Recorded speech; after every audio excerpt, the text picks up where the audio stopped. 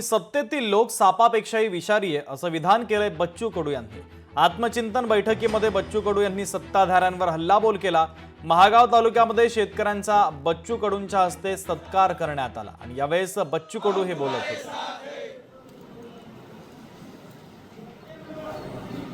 उंदीर खाणारे साप असन तर कदाचित मित्र करू, पण हे शेतकऱ्यालाच खाणारे जर नागमणी सरकारमध्ये असं तर याला ठेचून ठेचून मारलं पाहिजे ना आपण। तो रात्रीचा मन्यार असतो ना, साप पुस्कारल्यावर किमान माहीत होतं का तो मारतोय, म्हणजे कम से कम साप चावला माहीत होतं, पण रात्रीचा मन्यार चावतं कमी, आग कमी होतं, पण पॉयझन जास्त असतं। पण हे मन्यार जातीचं सरकार जे रात्रीचं येऊन आम्हाला मारतं, त्याला दिवसा मारायची व्यवस्था तुम्हाला आम्हाला करावं लागणार आहे। लोकशाही मराठी ऐका, पहा, जागरूक रहा।